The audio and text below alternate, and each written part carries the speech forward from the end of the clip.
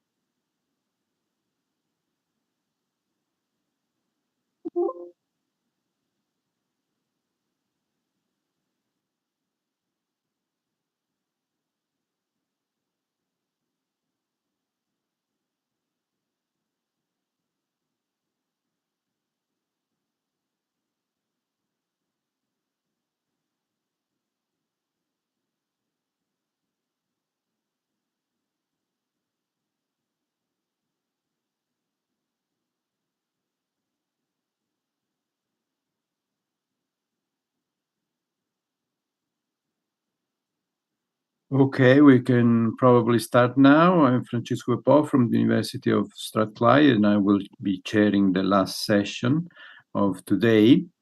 The first speaker is Daniel Brunner from Besançon, the FMTO-ST Institute of Besançon. And please, Daniel, you have the floor. Thank you very much. You can see my slides? Yes, we can. Right. Perfect. Here's the pointer. Okay. I switched my camera off for the duration of the presentation. Yes. Okay. So here today I'm going to talk about fully, and then in brackets, implemented scalable and parallel recurrent photonic neural networks in multimode semiconductor lasers. This is a collaboration mostly between my group here at the FMTO-ST in Besançon and the group of Stefan Reitzenstein from the Technical University in Berlin. However, my previous postdoc, Xavi Porter, he is now in Strathclyde in Glasgow and continuing similar work there, I assume. So this adds the University of Strathclyde to this list of authors. Yes, this is a bit strange. Yes, good.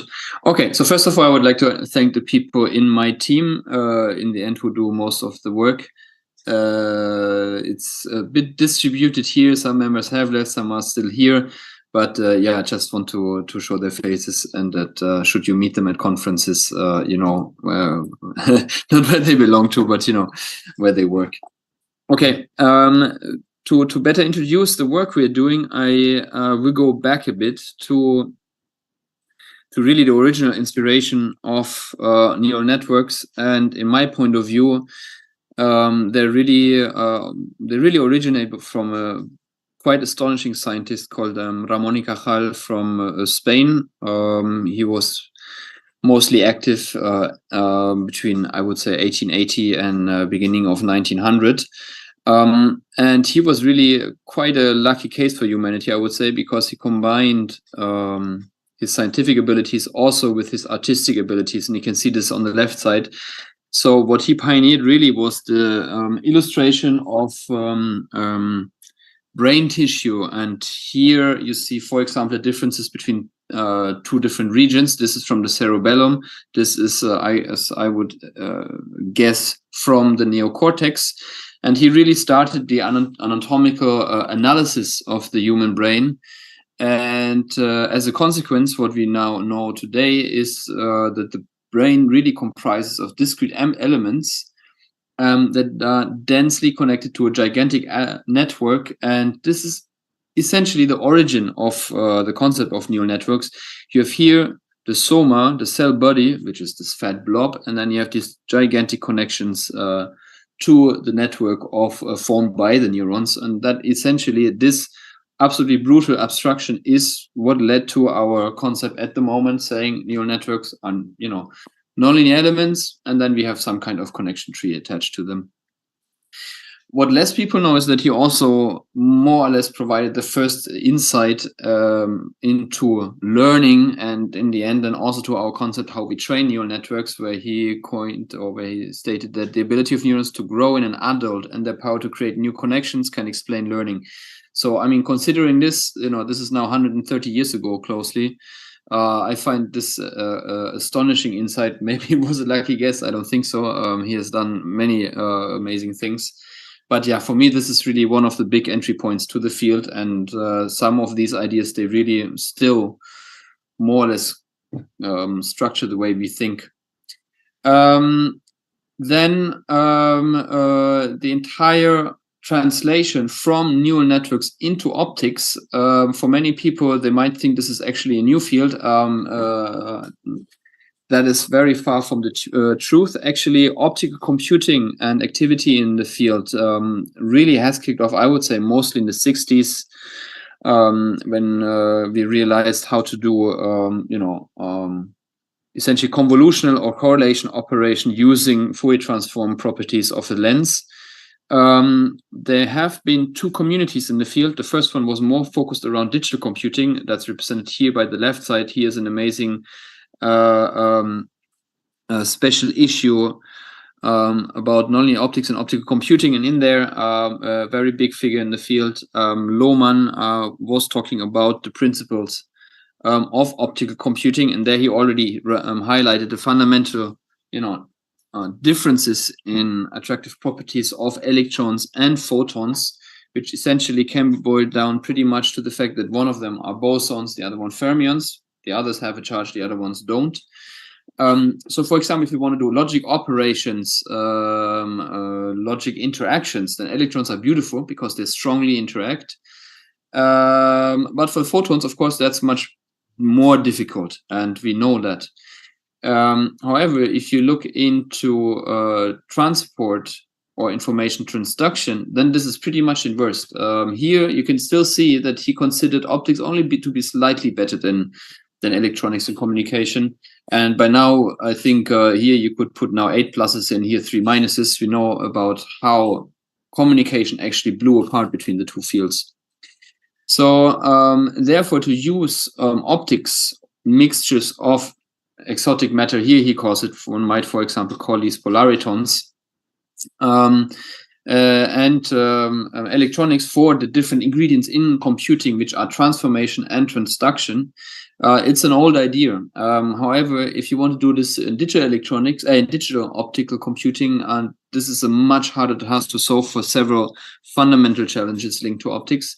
And then the second community in this field was really, so this was mostly a European community, while here we see some representation of, let's say, the neural network kind of optical computing. So this is a paper in 1985 by Demetri Psaltis and Nabil Farhad from the Caltech, who did an astonishing feat essentially only 1 year or 2 years after Hopfield published his conceptual paper of the Hopfield network, how we call it now, content addressable memory.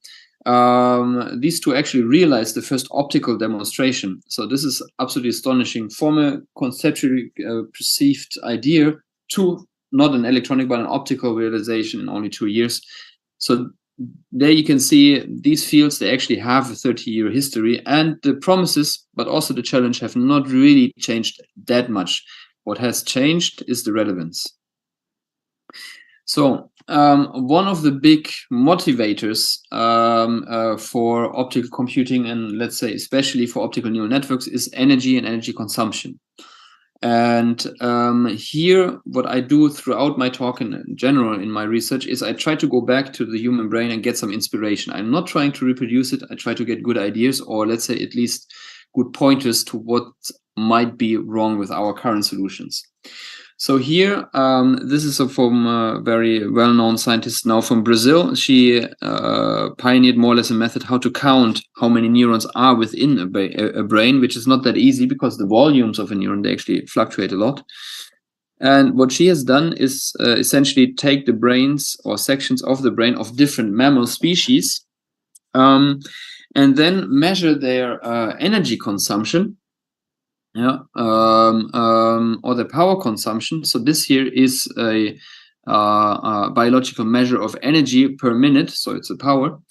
And then she plots this on a double log plot against the number of neurons for different species. And what you can see here is that essentially across 4 orders of magnitude, this is a linear scaling. And we all know how important scaling is in computing, and I will come back to this point. So, but just to do a simple brain exercise, the back of an envelope calculation, we know that humans, our brain consumes roughly 20 watts. We know that with these 20 watts, we have a brain comprising of around 20 billion neurons, and that we reach according to this slope with an exponent of 1. So if we now say, okay, 20 watts is a kind of realistic power budget, we don't want to create something that requires a megawatt, because then everything becomes more complex. Even a kilowatt is already challenging. So let's just fix 20 watts. And now we say we go from the scaling exponent of 1, we go to 1.5. So then with the same kind of power budget, we can only create a neural network comprising of 5 to 10 million neurons. So that's 3 orders of magnitude less. And that corresponds to the transition from a human brain to a rodent brain.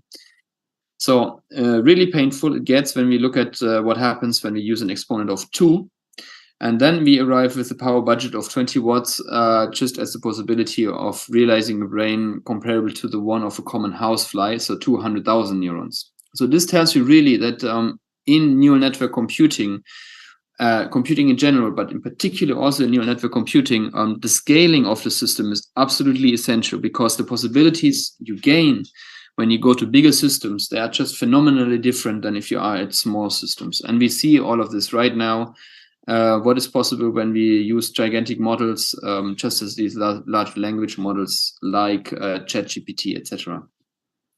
So basically, biology leads the way. Biology shows us well, maybe not how it's done, but what is important. And here, really, we see this linear scaling across many different species in biology is possible. And I think this is where we should first look at. For global strategy in electronics, please look at this paper by Kwabena Bohan from Stanford, a really reference in the field of neuromorphic computing, which was published in Nature last year. So why is scaling so essential for neural networks? Here on the left and on the right, you see 2 similar measurements or identical measurements from competing companies. And what you see here is a test loss. Loss is just what we say error in what we call error in machine learning or in neural networks. So the lower your loss, the higher is your accuracy, the better is, of course, your computing. And what you see here is compute is essentially how many operations do you need to perform until your system reaches a certain accuracy. So here, the different lines here in the same color, here in different colors, are neural networks of with a different size. So that means here on the left side, we have a smaller neural network. Here on the right side, we have bigger neural networks. And now what you see is that always when you train these systems, that you have mostly this kind of maximum efficiency point, where you get this kind of steep reduction in the loss function. And then you spend much, much more time and energy, of course, in order to optimize the system, and you hardly gain anything any longer. Yeah, so that means this here is essentially that line gives you the slope of performance versus energy ultimately for different network models size. And there you just see that when you want to swap training longer for a smaller system, it just becomes more energy efficient, energy costly. So this here is OpenAI, the creators of ChatGPT and such. This is Google DeepMind in London. They have come to fame by this kind of Go playing neural networks, also the kind of the folding of protein prediction algorithms. So very, very important players in the field. So scaling, therefore, is not only the most important part in, let's say, for example, quantum algorithm. It's also for neural networks. It's absolutely essential. So, and here I just go back to a very short introduction of what neural networks are. We see here our the circles, essentially the neurons. They are connected via these network connections. And then we have these kind of canonical equations. We have the internal state of a neuron. in layer I. So here, these are the layers. Here, layer is 1. Here is the final layer. Essentially, is the internal state of a neuron is the output of neurons in previous layers times a connectivity matrix, then potentially times a bias, and then the output of that neuron is just a nonlinear map of its internal state to the output. So this here is for feed-forward architectures. So, and the crux here really lies in this interconnect. This here describes the connections. This connection matrix describes the links from one neuron to all the other neurons in the network. And you can already see here in the original hand drawings by Ramon y Cajal, these interconnects are of an enormous complexity. And just imagine you want to do this for a computer chip, and then not just for one neuron, but for 3 million neurons, and that they can all talk to each other. It's a tremendous challenge. So the problem is currently, biology essentially tells us, okay, all the energy I need is coming from here, from the cell body, i.e. energy consumption is proportional to the number of neurons. What we are doing actually is this. In all of our hardware, the energy consumption is actually quadratic with the number of neurons, and that's because the number of potential connections scales quadratic with the number of neurons in one layer.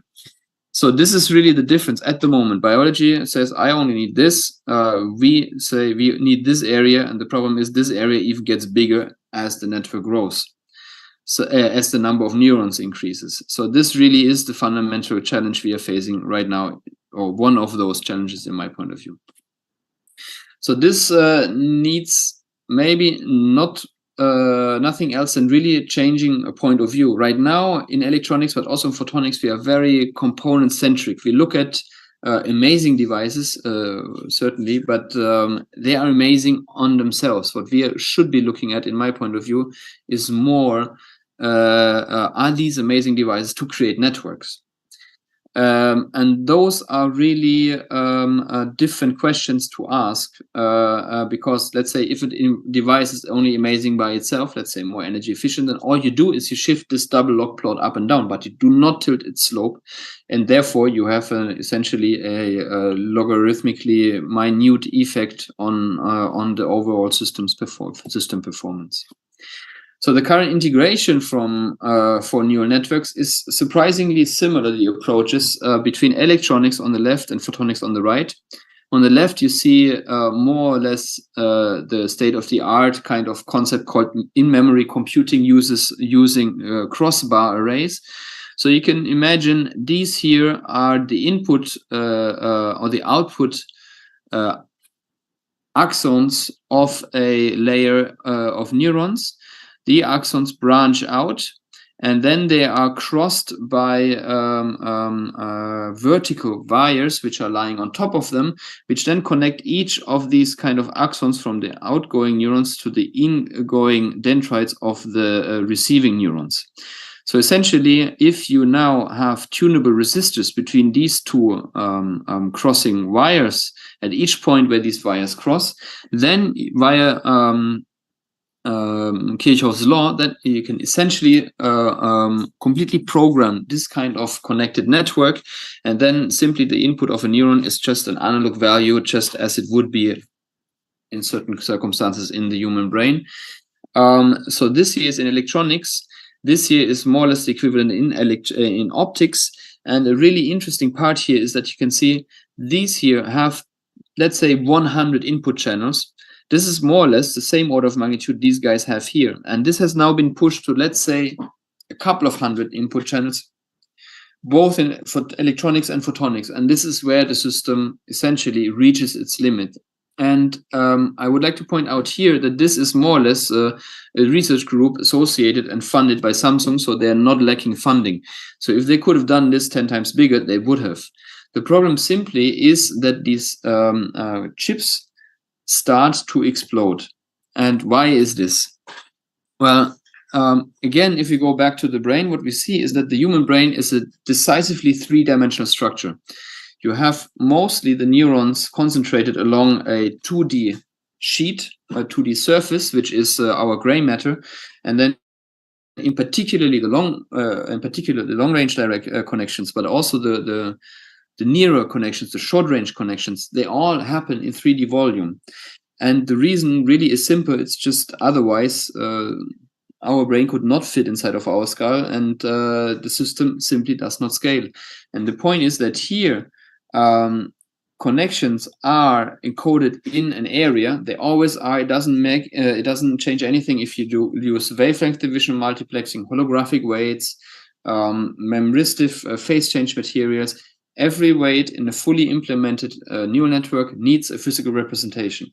If you do this in an area, then because the number of connections grows quadratically with the number of neurons, your area simply explodes quadratically with the number of neurons. So you see this down here.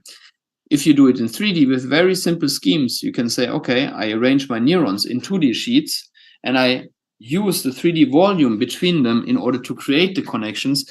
Then both the area of your chip, but also the height of your chip, they scale linearly with the number of neurons. And this is just for the most simple topology layout.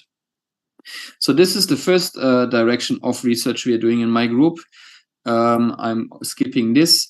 Also skipping this. This goes a little bit into the motivation more about neural networks, and I go to the optics. So here what we are using is a 3D printing concept with a commercial machine called Nanoscribe. And we pioneered quite some work on this to do a 3D photonic integration of networks. How this works is that you have a monomer resin, it's a photoresist, and instead of going to an energy which is above the excitation or the activation energy of the photoactivator in the resist, what you do is you go at half that energy, or let's say a bit higher, and you do 2 photon excitation. And what that means is that you can restrict strongly in a 3D volume the zone where this photopolymerization happens. So inside of this voxel, what happens is that the 2 photon process activates the photoactivator. This results in linkage between the monomer molecules into long polymer chains, and they simply tangle up like some wool and create a solid body that now creates or allows us to create almost completely arbitrary 3D freeforms with sub-micrometer resolution. So this has been demonstrated previously to create optical waveguides, but always only from point to point. They termed this concept photonic wire bonding. And our objective is now to demonstrate how we can use this for 3D integrating scalable neural networks for photonic integration. So our first work here, published in 2020, we did a proof of concept where we used polymer waveguides that were cladded with air. So basically just we printed the core. And here you see a concept we leveraged, which also was inspired by nature. We used this kind of fractal branching geometries, because this makes it very efficiently. So imagine here, this is a simple 1-to-9 splitter. Now imagine you cascade 2 layers of 1-to-9 splitters, but you perceive the self-similar structure by scaling the distances for the connection layer above by a factor of 3. And then you get not a 1-to-9, but a 1-to-81 splitter. So now imagine you do this again, and every time, essentially, you have 9 to the power of, let's say, b, if b is the number of branching layers. And here with this, we have printed a network of 225 inputs, waveguide inputs, splitted or distributed across 520-something output waveguides. At the bottom, we've already created some more functional structures, where these are Boolean convolutional filters, so they're called Haar filters. And here you can see a completely printed 2D interface of these. So these filters, they now do 9 optical convolution fully in parallel and essentially ignoring losses. They do this passively, so they don't consume energy. So optical characterization of both of these structures, they can be found here. So the issue with the structures before is that we have quite a large refractive index contrast. So that means that at the wavelengths that we used, these waveguides were highly multimode. So hosting up to 20 modes. So that means that these kind of optical splitters are very hard to control. So we went into a different approach where we actually print here. We use a concept where we only determine the cores inside of the polymer using a high writing power, and all the volume around the waveguide cores we now print with a lower writing power. And what we found, or what is basically known in the field, that the higher the writing power, the higher the refractive index. And with this, we can now very precisely control the refractive index between core and cladding, and now we can really manage modes. We can manipulate them, we can control them, we can send them places. And what we've done here is we have created adiabatic couplers. So here you can think this is the input waveguide. These are two output waveguides. Here we compare two different tapering strategies. Either one looks like an ice cone, the other one is more like a toothpaste. And there we do adiabatic mode transfer from the one input to the two outputs. And we've done this for 1 to 2, 1 to 3, 1 to 4 splitters. And again, here you see what happens when we do a cascade of these. So we have here a 1 to 4 splitter, which is then connected to 1 to 4 splitters. So a 1 to 16 splitter. And for these 1 to 2 splitters at the design wavelength, we have less than 0.1 dB coupling losses. For the entire devices, we have less than 0.3 losses, including injection and propagation. And even for this 1 to 16 coupler, we only have losses less than 1 dB.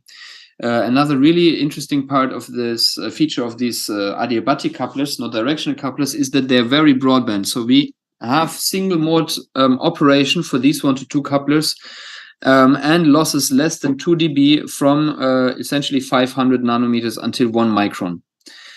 So this is really something very specific to these adiabatic couplers, because they don't really have this kind of resonance conditions which you have for directional couplers. And there you again see also one advantage of this exponential kind of branching structure is that in optics we have exponentially increasing losses. If we have a certain dB, so let's say we have 1 dB loss per splitting layer. If we now have 30 splitting layers, we have 30 dB losses, which is an exponential measure. But if you follow this fractal branching structure, then essentially you have also an exponential increase with the number of connections per branching layer. So therefore, again, our losses scale linear with the number of connections. So, and this is essentially our approach in order to go to a more future-proof integration direction. Now I go to the laser dynamics. I will skip this slide for the sake of time. It's again the biological motivation behind the work what we want to do, and the concept that we are leveraging at the moment is called reservoir computing. So reservoir computing is a beautiful starting concept in my point of view, because it allows you to leverage almost every nonlinear dynamical physical system for computing should it fulfill certain requirements. So first here we have our input vector. That one is injected into our reservoir, which is our nonlinear dynamical physical system according to input weights. The internal weights of the reservoir, omega internal, are illustrated here in blue, and then we have the reservoir state x of t. And then essentially we create the output by connecting this reservoir to the different output channels with the matrix omega out. So far so good. Here you see how we did this in our first physical realization using a multimode laser. Here our input information is encoded on a spatial light modulator. The input connections we simply realize using a multimode fiber. So multimode fiber does a random mixing of its input modes to the output, and this mixing is linear and constant if you treat the fiber well. So essentially we get a linear random projection of our input information at the output of the multimode fiber. This we inject into the large area VCSEL using imaging. our large area VCSEL, by all its nonlinear semiconductor features, Henry's line width enhancement factor, thresholding, spatial and spectral hole burning, all of these kind of features, essentially does a highly nonlinear transformation of our input information. So, and at the same time, it implements all the connection inside of our reservoir. Because we have carrier diffusion and we have intracavity diffraction, they happen on different length scales. So the carrier diffusion usually is a local coupling effect. The intracavity diffraction is, at least for cavities less than 100 micrometer diameter, is a global coupling. So then the question is, how can we create a programmable computer? And what we do for that is we image the near field of the large area VCSEL onto another spatial light modulator. So they are digital micromirror devices. They're simply little mirrors which can flip between two discrete angles. And in one orientation of the angles, we place a detector, in the other one, we don't. So that means by imaging its near field onto the DMD, we connect the individual spatial positions, discrete spatial positions, via the position of the mirror to the detector with a Boolean 1 or Boolean 0. So therefore, these are Boolean readout weights, and they, in effect, discretize the surface, the continuous surface of our large area VCSEL, and therefore essentially correspond to the discrete neurons in our neural network.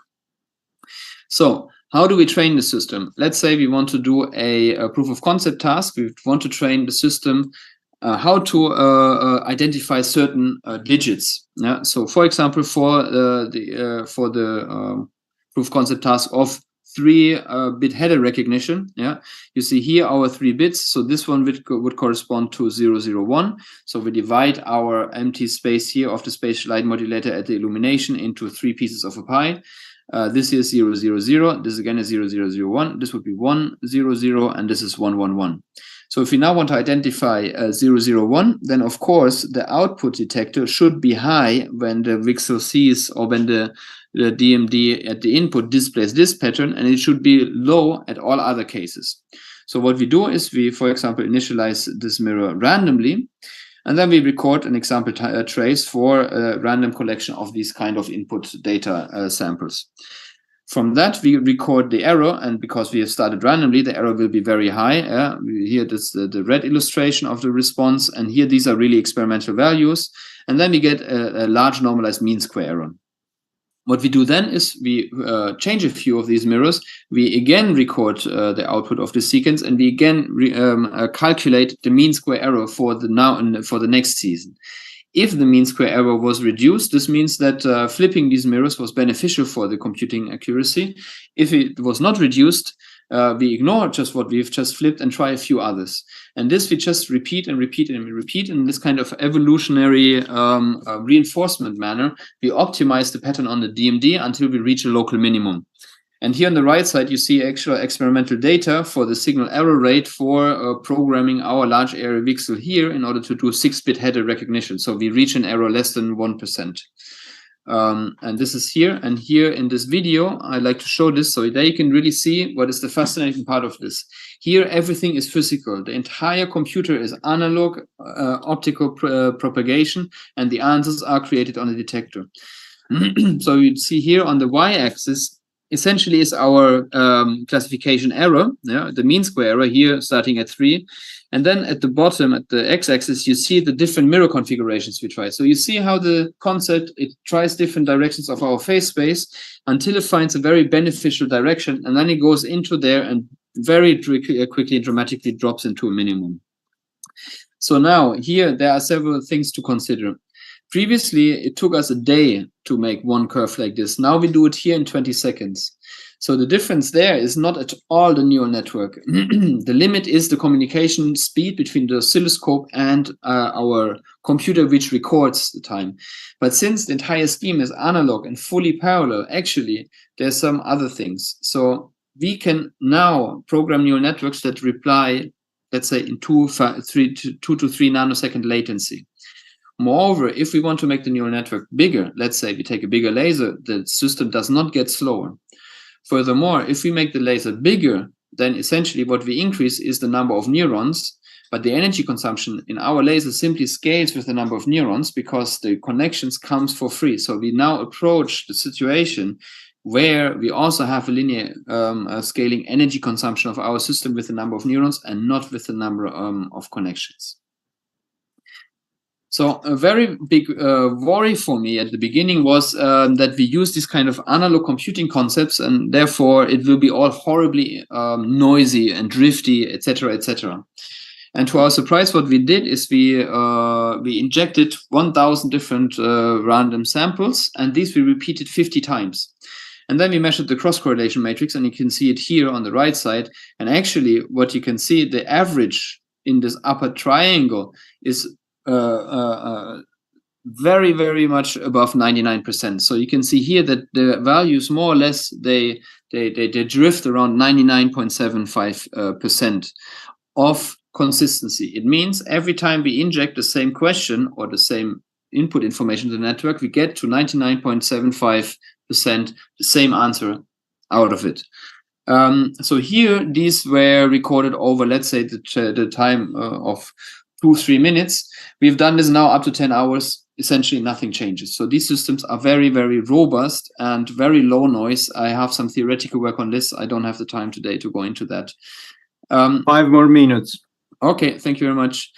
So we have also done some additional analysis.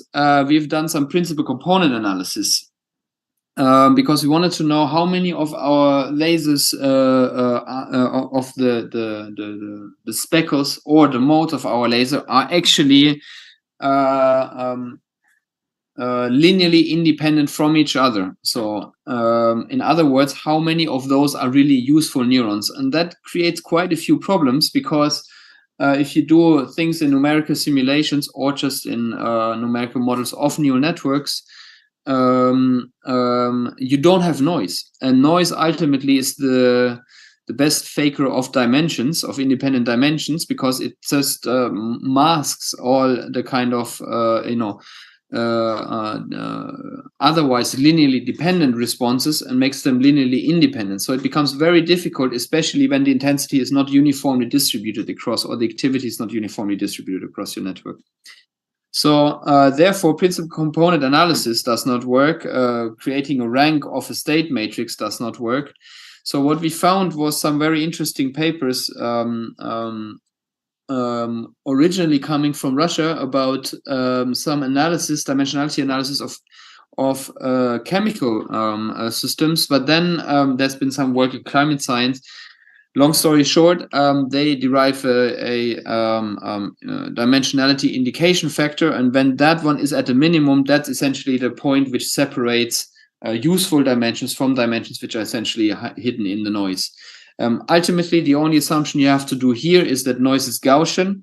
It's quite a valid assumption under most cases, and that it's the standard deviation is similar for all elements, which in our case I think is also true, because ultimately the carriers is what determine, or the carrier inversion determines this, the spontaneous emission noise.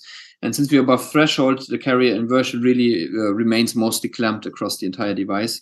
So here we did some dimensionality analysis. You can clearly see how the VCSEL really blows up the dimensionality of our input space when we switch it on and when we essentially increase the complexity of the task. Also you see a clear dependency on the threshold, which is essentially when all of these higher order modes become active in our laser.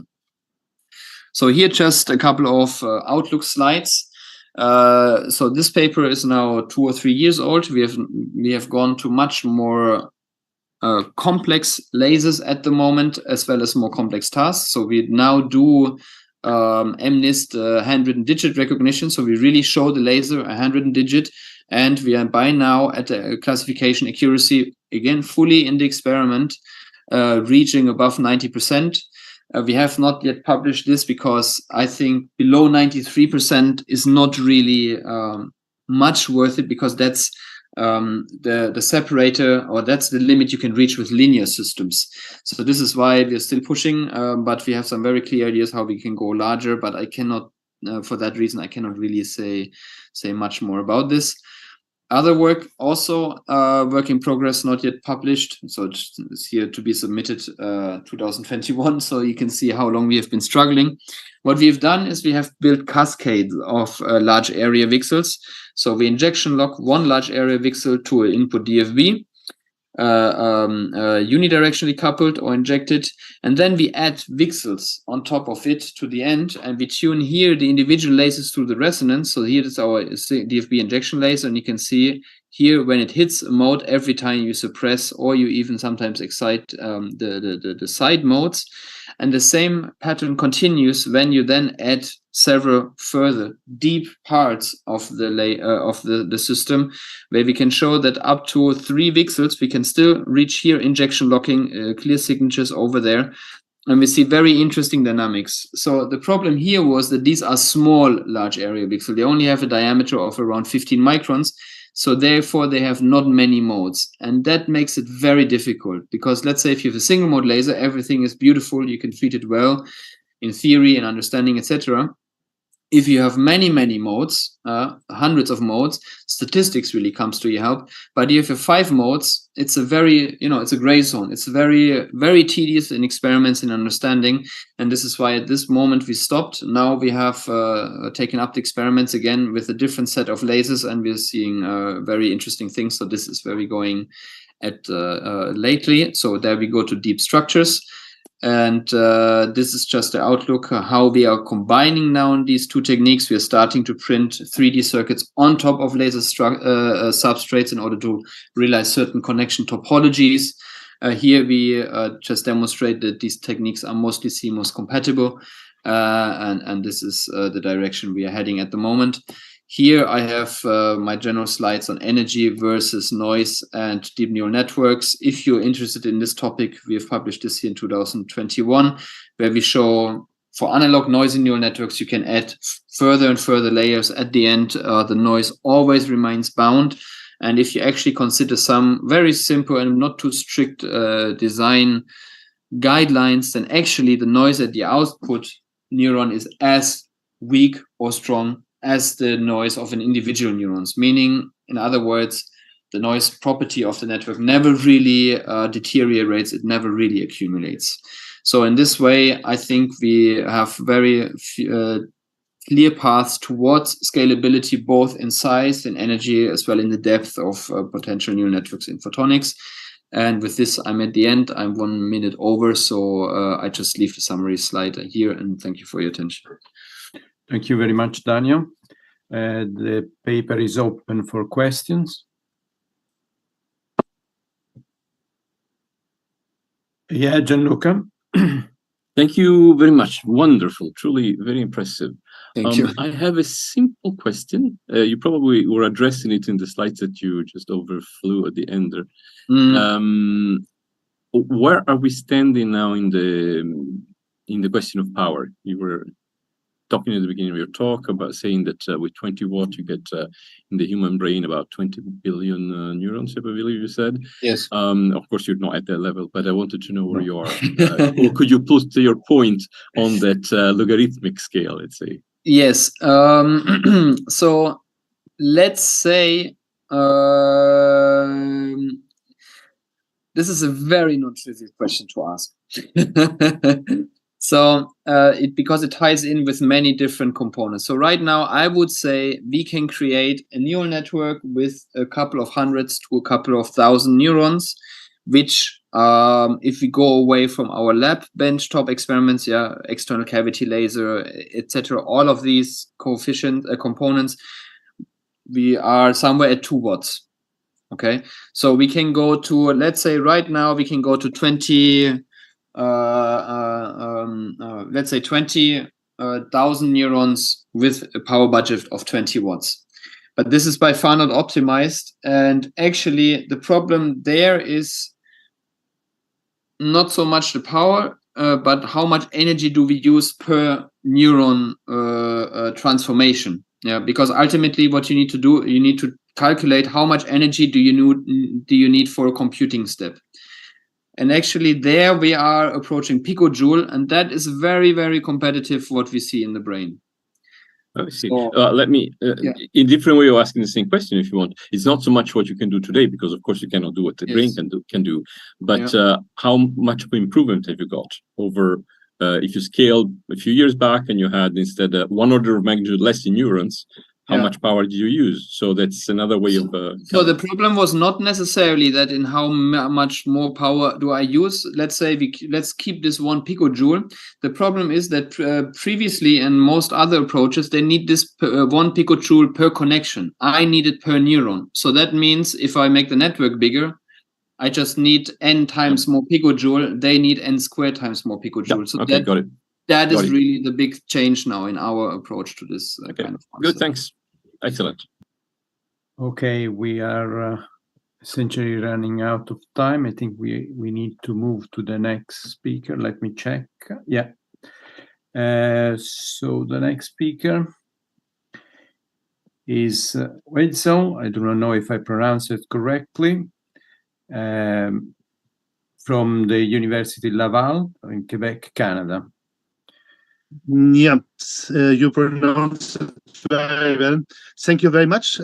First of all, I have to somehow to share the right one here. Yeah, we can see it, but it's not. It's not what we want. Okay. I think it's okay now. Yeah, this is fine. Does it work? Okay, good. So I switch off my. Oops, why is this not work now? Second. No. Okay, I have it. Okay, first of all, I like to thank the organizer to give me the possibility for this talk.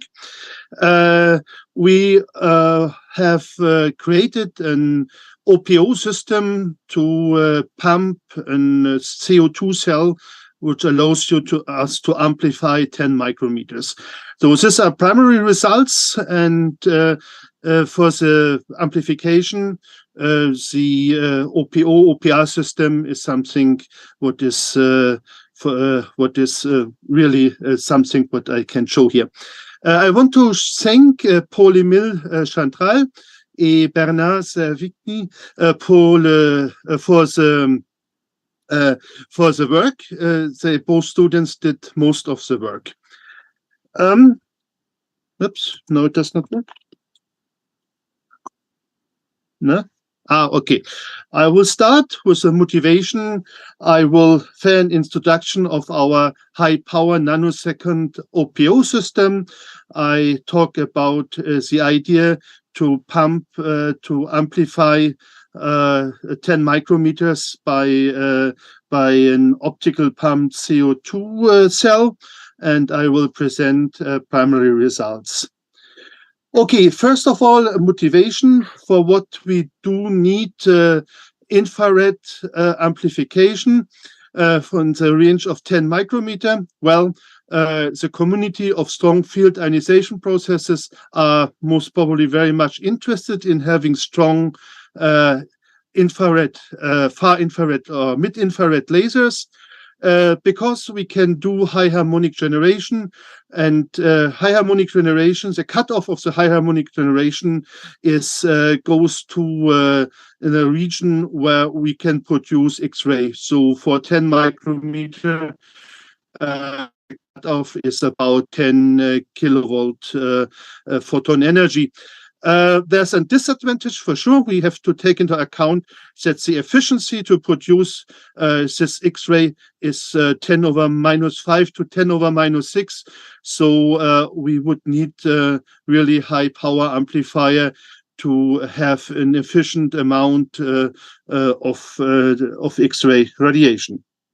Okay, what is the idea, how we want to do it? We have a titan sapphire laser, 800 nanometer, 3 millijoule, 30 femtosecond. With this, we pump a topaz system, and the topaz output, so the outline, the signal goes to an DFG, and so we can produce the wavelengths what we need to pump a CO2 lasers. I will come later to it. Of course, you will need a stretcher and later a compressor to make a short pulse laser amplification. This we have already done. We have characterized the pulse lengths of the 10 micrometer to know what we can do. And in a second step, we use a YAG laser with an OPO and an OPR, and we create here 2 micrometer where we can use to amplify this 10 micrometer seed, and later it goes to the amplification. So let's start with our Topaz laser system. We have classified the pulse duration dependent on the wavelengths, and for 10 micrometer we are able to have about 80 femtoseconds around. So this is a little bit more than a 2-cycle laser pulse.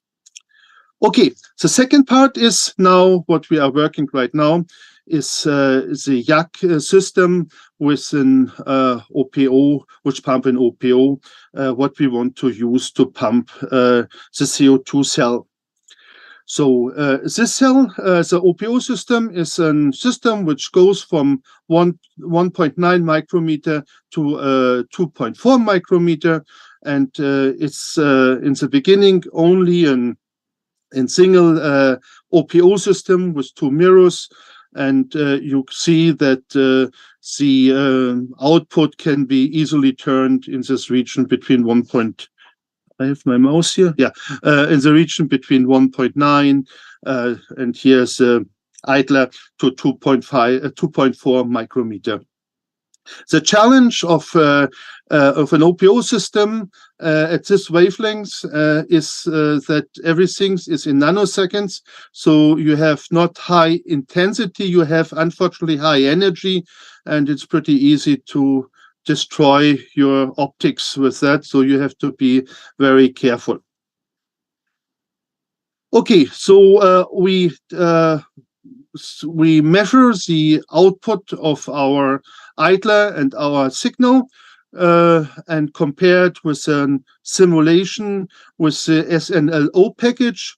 And what you see here is the signal and the idler, and this is the sum of signal and idler, and this is pretty much conform with the simulation. Unfortunately, the beam quality is not so high, which is quite normal for OPO systems with this pulse duration. So pulse duration of the signal and the idler is about 8 to 10 nanoseconds. Okay, so in order to get only the signal coupled out of our system, we use silicium plates so that only the signal can pass the system here. Here you see the turning curve of our OPO system. So in the literature you will find similar systems, but you will not find or we have not found up to now really a tunable system where you can do this. One advantage, if you use only one OPO, you have parasitaire signals, so coming from the sum frequency of the signal and the pump and the idler of the pump, and this sum frequency is in the regime of the visible light, and with a spectrometer you can easily spectrometer which is sensitive in visible region, you can easily measure the wavelengths of your OPO. Okay, now we want to use this OPO to pump a CO2 laser. So historically, the first optical pump CO2 lasers are pumped with 4.3 micrometer, and they use for this transition. So you have here the 3 type of fibrin transition. So you go with 4.3 micrometer to the 0.1 level, and you can go even further. And this is historically made by an hydrogen bromide laser, of hydrogen fluoride lasers. These are chemical lasers. They are pretty dirty, and this is something what we don't want to do. We want to find something easier to do. So our idea would be to use not 4 micrometer, 4.3 micrometer, but 2 micrometer. We come up here to this level here. There are collisions to the 002 state here, and then we can absorb it, and then we have exactly the same chain, and we could build an amplifier that way. The first thing what we have done is we measure the absorption and compared with the Hydron data database, and what you see is this fits pretty well. So we have done this for different pressures, and so the pressure broadening allows us later to have a medium where we can amplify short laser pulses. So the trick of this is, in comparison to electric pumped lasers, is that we can increase the pressure of the cell as much or nearly as much as we want. So 40 bar is already a lot, and so we can amplify a short pulse laser. For a proof of principle, well, we have done a calculation for this to have an idea if that works. And 5 minutes. Okay, oh, that's not a lot. So, and we find out we will have time. We have time in the millisecond range where we can amplify something. The experiment is like this. So we use an CW laser as a proof of principle, a shutter, and later we use a wheel. The OPO signal past the CO2 cell, and then we amplify the laser, the CVTO2 laser, which is just modulated with a shutter. We can the gain is defined by the output divided by the input is here. So we measured the gain, and we find out we have a gain in a 60 centimeter tube of 1.5, and depending on the time difference of the two signals, it will decrease depending on the pressure.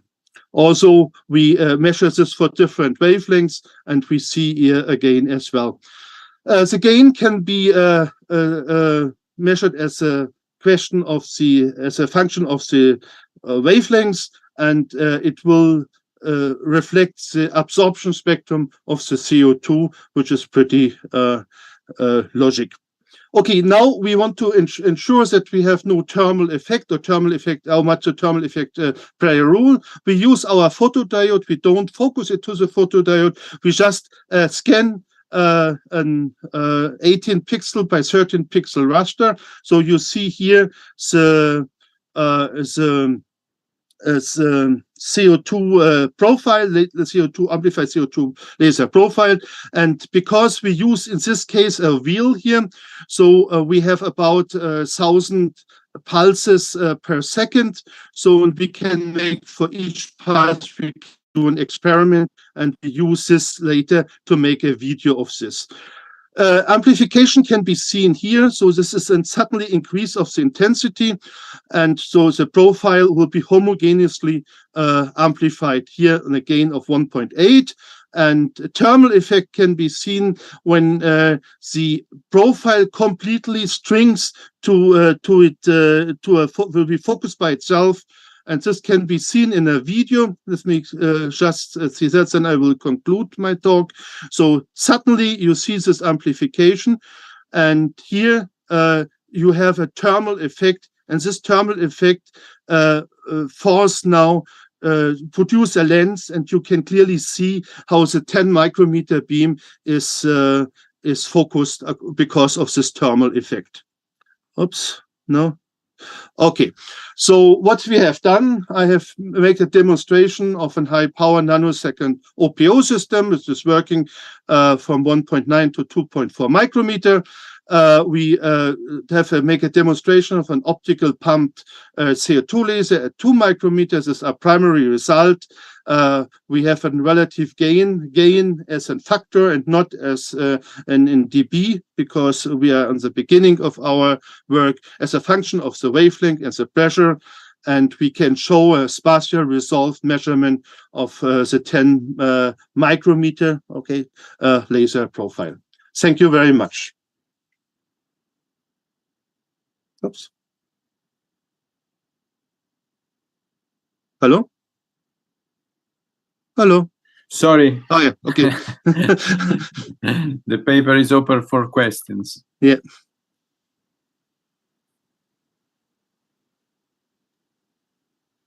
Okay, so I have my questions. You mentioned at one point that the beam quality for the OPO was not particularly good. This is not my field by any stretch of imagination, but I'm wondering, would you be able to improve the quality of an OPO with a pinhole or something like intracavity pinholes, as is done normally in lasers?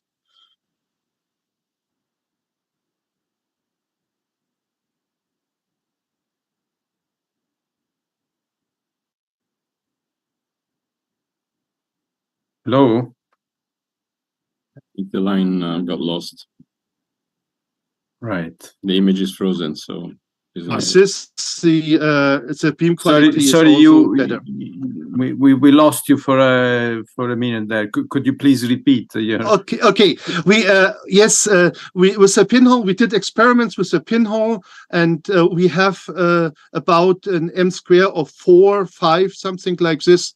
And we have also used a combination of an OPO, OPR, and for this we will get about the same quality.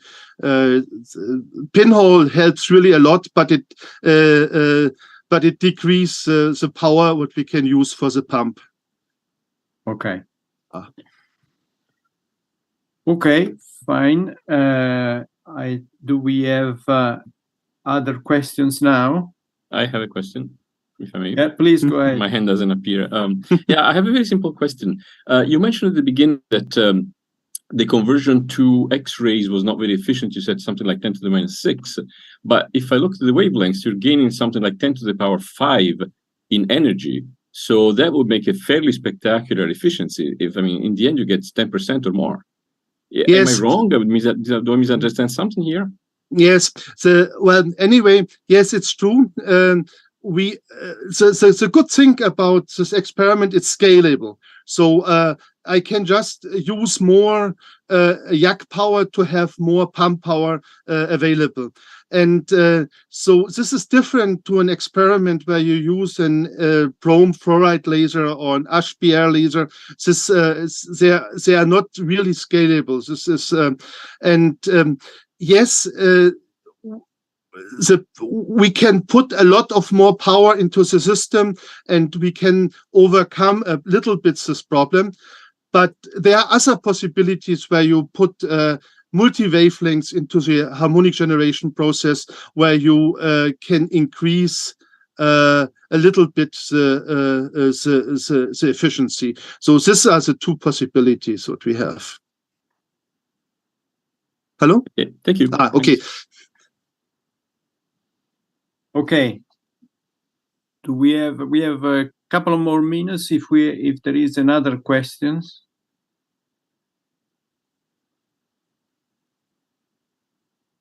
No, I don't see anything else. So okay, thank you, Vernon. Yeah. And in that case, we can probably move to the next speakers, although we are slightly ahead of time. But the next speaker is Stéphane Barlan, yes, from the Institut de Physique de Nice. Stéphane, yes, that is the floor is yours. Thank you. Good evening, gentlemen and ladies. I think there was, yeah. So first of all, I apologized. I apologize. I was absent yesterday during the session that was a little bit more dedicated to this kind of stuff I will be talking about. So I missed it because I messed up with my calendar, so apologies, it happens. And but finally the result is fun, because the whole thing, this workshop number 4 started with Martin Weiss talking about Bose-Einstein condensation of photons, and I'm lucky enough that I will give the last talk of this session, and it will be exactly about the same topic. So let me share the screen. Hopefully it works, because yeah, exactly. So yeah, it seems like it's working, because is it? Yes. Yes, it is. Good. Oh, good. It's a miracle. So yes, it's the question is about the question we wanted to ask. Is whether some lasers, perhaps not all, but some lasers can operate as Bose-Einstein condensates. And this is a question that was exactly raised following a paper by Martin Weiss a few years ago. It's a collaborative work that's been done at Institut de Physique de Nice, and it's a collaboration between people more from a cold atoms background and people more from a laser background. So Stefan, sorry, I think you're not using the presentation mode. We are looking at your screen, but it doesn't really matter. But yeah, well, there is no presentation mode. This is a browser that I am using, actually. So there is only a browser which is full screen. Okay, in that case, it's fine. Yeah, this is the best thing I can do. Perhaps what you see is this object on the right here that I will move out of the way. And the other one is much smaller, but I will move it out of the way as well. Is it fine now? Yes. Okay, great. So before talking in depth about lasers and Bose-Einstein condensates, let me summarize all I know about Bose-Einstein condensation and that fits in one slide. So it's very good. Of course, here in this audience we are more familiar with lasers, so it's useful for us to remember, at least for me. So Bose-Einstein condensation from Encyclopedia Britannica is a state of matter in which separate atoms, or more generally bosons, which are cooled down to near zero temperature, coalesce into a single quantum mechanical entity, that is one single state, and they are described by a single wave function on a near macroscopic scale. So of course it's purely a quantum statistics phenomenon, and the mechanism is that bosons thermalize into a single coherent state, and this thermalization takes place through collisions, which of course conserve the number of particles. So it took many years, something like 80, I think, but in the end it worked in atoms in 95, and then it also worked with quasi-particles, polaritons, and that was done in 2006. And the idea is that if the temperature is large, you have a cloud of thermal particles, and if the temperature decreases, or if the density of particle increases, then you reach this condensed state in which many bosons all are in a single quantum state. Now, what about Bose-Einstein condensation and light? Of course, this has been discussed probably at length by Martin Weiss the first day, but it's useful to remind that in principle, Bose-Einstein condensation only work with particles, with massive particles, and so it could not work with photons, which have no mass, which have no chemical potential, which do not collide. So it's not really expected to work, but still. Already many years ago, in 2010, there was this very surprising paper by Jens Klaas and Martin Weiss and co-workers about Bose-Einstein condensation of photons in an optical microcavity. So this is one of the nice pictures that is in the paper, and this is the result, which is most interesting. And they write here, we report on the observation of Bose-Einstein condensation of photons in a dye-filled optical microcavity. The cavity mirrors provide both a confining potential and a non-vanishing effective photon mass, making the system formally equivalent to a two-dimensional gas of trapped and massive bosons. And by multiple scattering on the dye molecules, the photons thermalize to the temperature of the dye solution, which is room temperature. So of course, what draws a lot the attention is that this is a scheme of the experimental setup they were using. You have here two mirrors, you have a dye in the middle, and you pump the dye with green light, you have plenty of photons that bounce back and forth inside the resonator, and you look at what comes out. So it very much looks like a dye laser to a laser person like myself.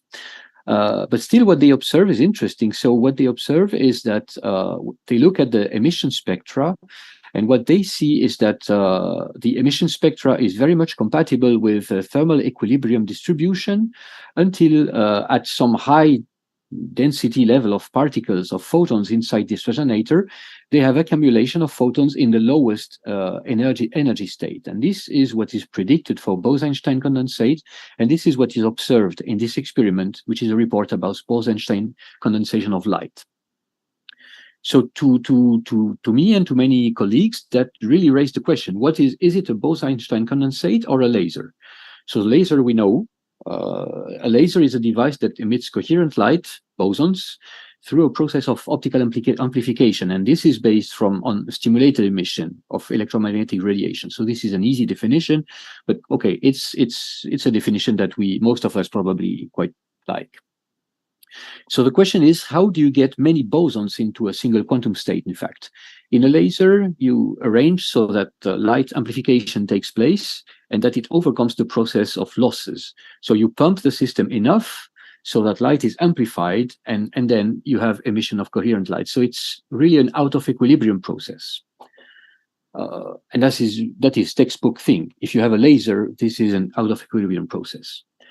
For Bose-Einstein condensation, it's different. You trap bosons, you lower the temperature, and let the boson thermalize via collisions until the wave functions overlap enough so that quantum statistics becomes relevant, and you have a phase transition which is completely at equilibrium. So in the end, the question we can wonder is what comes out of this system, which is this light here.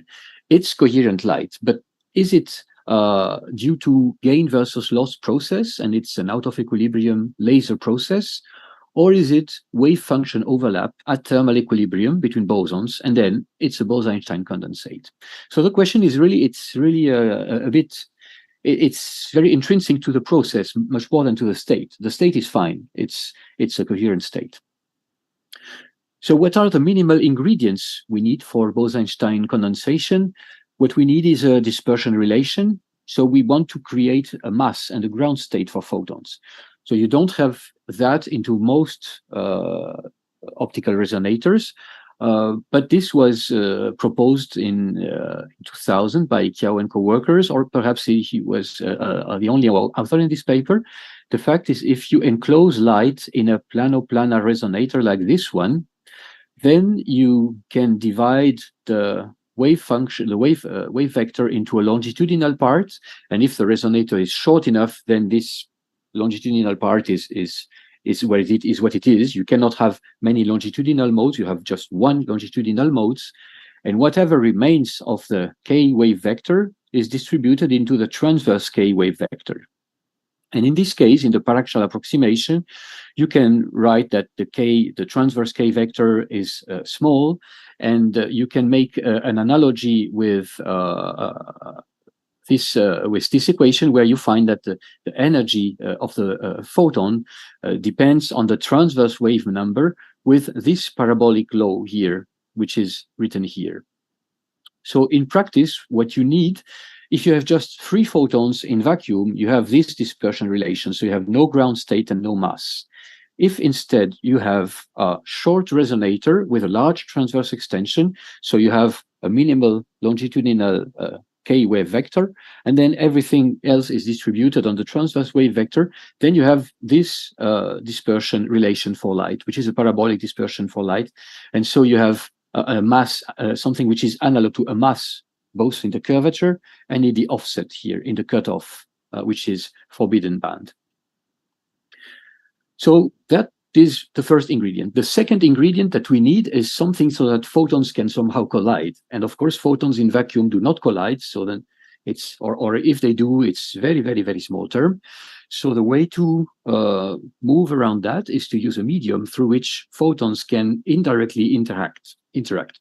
So this is what they do in this, what they discuss in this paper, in this Nature paper, is that photons alone do not thermalize. They thermalize with the medium photons, which absorbs and re-emits. And in fact, this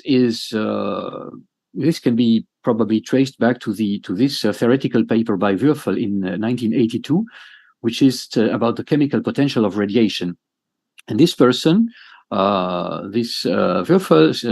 Würfel presents this paper in which he presents a thermodynamic treatment both for the thermal and non-thermal radiation, in which the temperature of the radiation is the actual temperature of the emitting system. So, in fact, the idea is that in principle, light is supposed not to have a chemical potential, because if you are at equilibrium and if you want the number of photons to be able to fluctuate, because we know that the number of photons is not constant, it's fluctuating all the time, then you need to have a zero chemical potential for photons. But the idea of Würfel is that photons will not reach thermal equilibrium on themselves alone. So they need to be in contact with something else, with a kind of a thermal bath. And this thermal bath is maybe atoms, or it may be molecules, dye-molecules, for instance, even if this paper is written for a semiconductor. And then he writes a very complete theoretical treatment of that. And it turns out that if you take into account the fluctuations in the number of photons are accompanied by fluctuations in the number of excited and non-excited atoms, then you can have a non-zero chemical potential for light. So now that we know the ingredients we need, we can discuss a bit about semiconductor microresonators, which is another ingredient that we use in our paper, in our work. For this, I start from a discussion where the condensation phenomenon is well established, and this is with quasi-particles known as polaritons, which exist in semiconductor microresonators.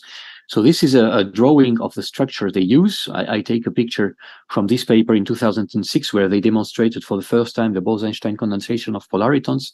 So the idea is that you have a resonator, which is flat mirrors. You have photons in between, and these photons interact via a strong coupling with excitons, which are bound states of electrons and holes in the semiconductor medium. 5 minutes. Wow. So the result of that is that you have two dispersion bands, a high band and a low band, but basically the parabolic shape is mostly due to light, and Bose-Einstein condensation takes place in here. So in our device, it's the very same object as you see, but we don't have strong coupling between field and the matter. It's called weak coupling, because there are no bound excitons, so holes and electrons are free to move around. Light interacts only with free carriers, and the question is, does it thermalize? So we do that on a device which is known as a laser. It's a vertical cavity surface emitting laser. It was built by colleagues of us many years ago. It's very mature technology. It was really built as a laser. But it has similar geometry with respect to polariton samples, let's say. And what we do now we want to establish how our photons distributed in energy. So to do that, we measure, depending on the emission angle, the wavelength of emission. So these are many spectra of measurements. We are rotating a laser, a device, in front of a spectrometer, and we are looking, depending on the emission angle, what is the emitted wavelengths. So we see that at 0 wavelengths, we have low energy, high wavelength, and at higher angles, we have, of course, higher energy. So that is our dispersion relation, which purely comes from the geometry of a flat plano-planar resonator, which is very short.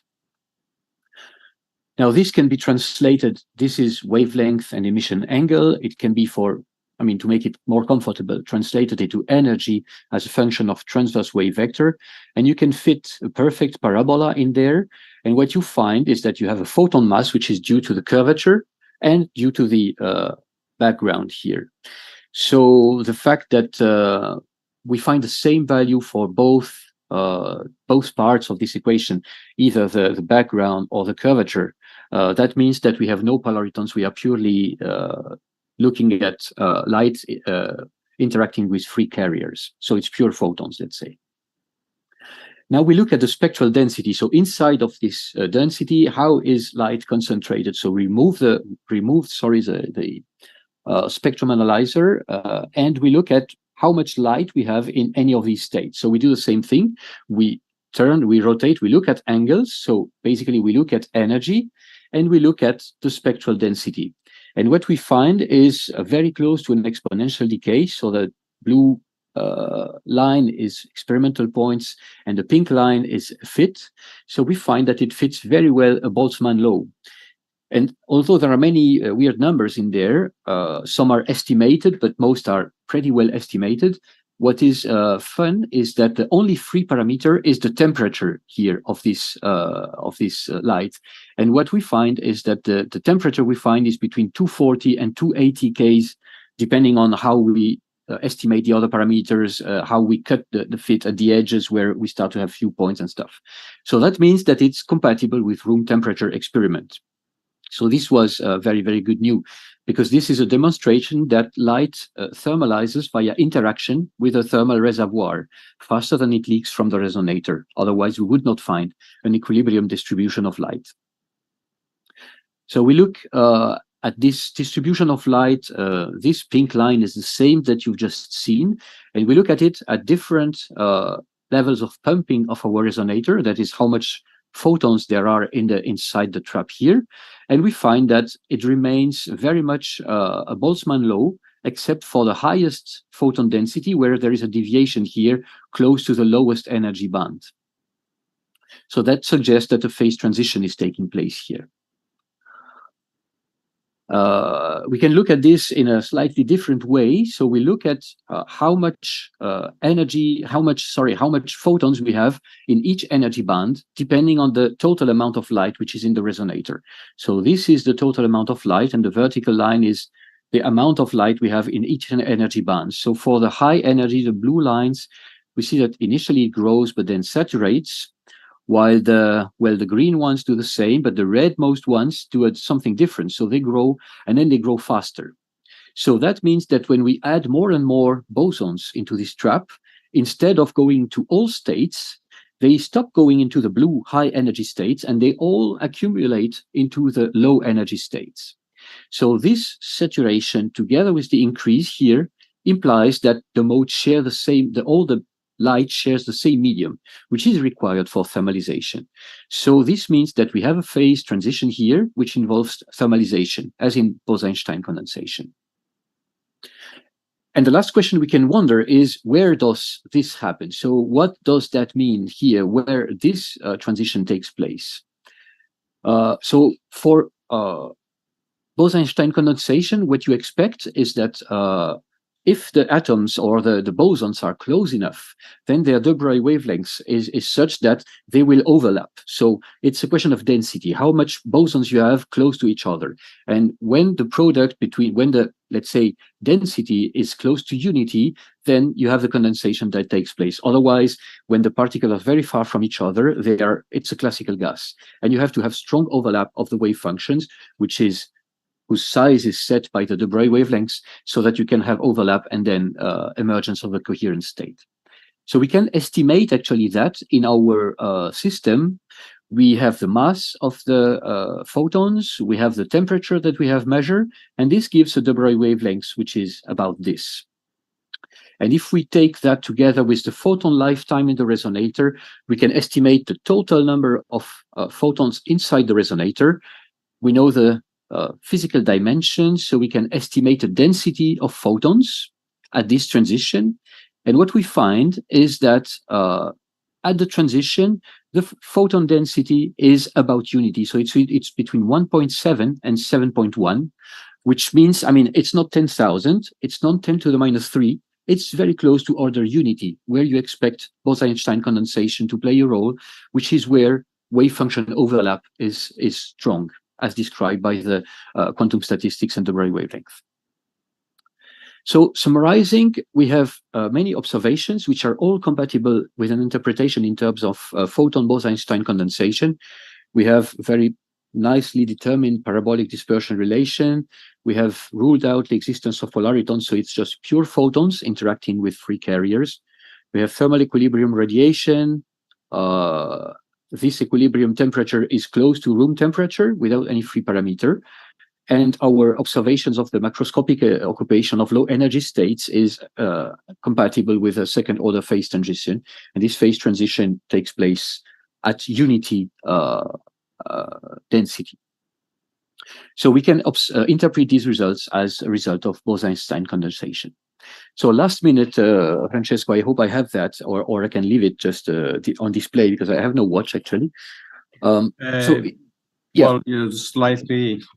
I'm off time already, so I can just leave it like that, and just the question we raise is it Bose-Einstein condensate, or is it a laser, or is it both? So I think this is actually the interesting question. It's not about making strong claims in this particular system. It's about discussing, well, this will look like a laser, but it also very much looks like a Bose-Einstein condensate. So this is now open for discussion. I'll be happy to discuss that.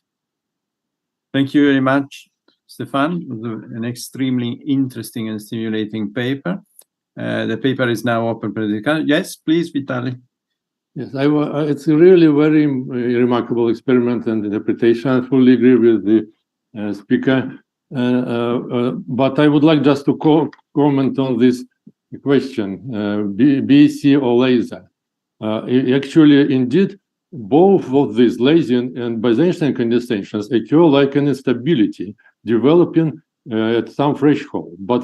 And this is just results in spontaneous symmetry breaking. In laser, when the pump exceeds the threshold, we have spontaneous symmetry breaking the phase of this lasing mode.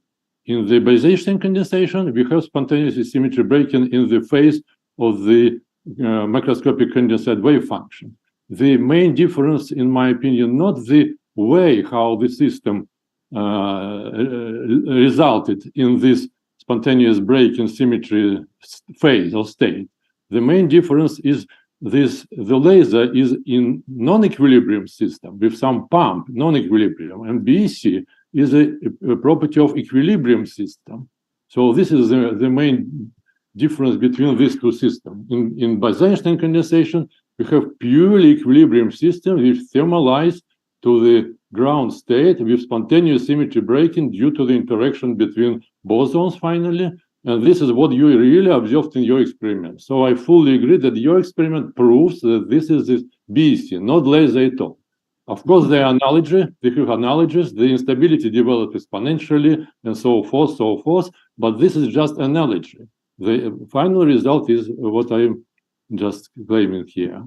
Yeah, I kind of agree with you. So we probably have a similar background. I also was, let's say, raised as thinking in terms of symmetry breaking. So very much, I very much agree with your feelings on that point. I think it was so in a sense. Yeah, it's just phase symmetry, and I think it's really an interesting question to understand how much equilibrium really enters into play. And here, in particular, in this case, in Bose-Einstein condensation of photons, the question is whether photons are only amplified by spontaneous emission, or where perhaps they are emitted and then reabsorbed by the medium. They are emitted by spontaneous emission at any wavelength. Perhaps then they are reabsorbed. Then the medium thermalizes, and these photons are re-emitted at a lower energy. And so this would be a process of thermalization, which would lead more to a Bose-Einstein condensation physics than to laser physics. But I completely agree that it's a fun way to look at things, and but in both cases, these are of course symmetry breaking. Yes, and I agree with what you described is also a kind of non-linear interaction process which results in the frequency changing. It's a non-linear process which is responsible for this interaction and the final effect of spontaneous symmetry breaking. Mm-hmm. Stefan, is there any way to monitor what the population is doing? Because I expect that you shouldn't have a population inversion in a Bose-Einstein condensate. Yes, and in fact, I think you cannot have Bose-Einstein condensation in a two-level system, for instance, because then you would pump plenty of energy into that, and you would have negative temperature. But the reason why you have negative temperature is exactly because when you pump more stuff, all these atoms, they go into the one only excited state that you have. So the spectrum is bounded. And so that is what brings negative temperature. Instead, in semiconductor, you can pump as much as you want and never have a negative temperature, because there is always space. There is always space in higher states for carriers to be pumped towards. So perhaps with probe experiments, we could try to monitor what the active medium is doing, but I am not sure we have actually in population inversion, strictly speaking, at a single energy level, you know.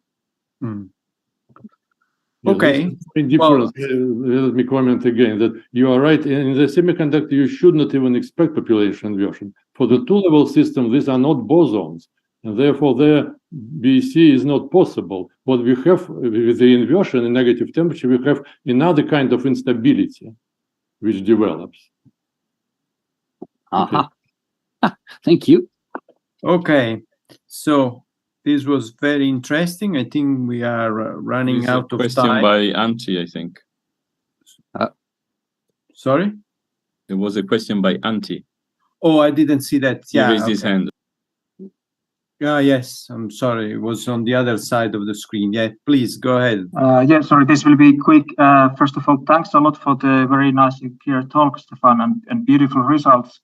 I was wondering, are there limitations in the experiment that could you check how does the temperature change affect the distribution if you, for example, lower the temperature of the sample? Well, we don't have. Yes, thank you for your comment and question. Unfortunately, we don't have much control because it's a very off-the-shelf device that we are using, and they just don't like to be heated a lot. So we can increase a bit the temperature by maybe 10 Ks or 20 or 30, but then we would risk life of the object. On the other hand, the experiment is running really, it's a tabletop experiment, and so we cannot cool down much because otherwise water condenses on it. So we cannot really vary the temperature to a large extent. But it would be interesting to do perhaps with adequate work for enclosure. What is a little bit messy is that you see, if the slide, I think the slide is still visible, is that one thing you need to have Bose-Einstein condensation is to have strong reabsorption and emission and reabsorption which obey Kennard-Stepanov relation. So that means how much photons are reabsorbed by absorption with respect to how much they are emitted, perhaps at another wavelength. And that depends on how emission and absorption spectrum combine. And that changes, of course, at what wavelength you are, or around what wavelengths you're operating the experiment. So if we start cooling down that a lot or heating up a lot, I expect this will change. And also it will change the conditions of resonance between the resonator, so the kind of trap for bosons, and the active medium. So it may change plenty of things that may be very difficult to actually control or understand. So yes, it would be interesting to vary the temperature, but we can't vary it so much. Actually, the reason why people in cold atoms vary the temperature is because it's their way to increase the density. It's their way to increase the density, while our way to increase density is very simply by adding particles. It's very simple to add particles into a photon trap. Yes, thank you. I understand very well. We have faced very similar challenges with the plasmonic Bose-Einstein condensate. Thank you. Oh, okay. Okay, so I think we can close this session now. So let's thanks again all the speakers, and let me thank you also, Gianluca Lippi, for organizing this part of this conference, which I think has been very successful and interesting. Thank you very much to you all. Bye. Many thanks, Francesco. Goodbye, Gianluca. Goodbye. Thank you. Goodbye. Bye. Thank you. Bye.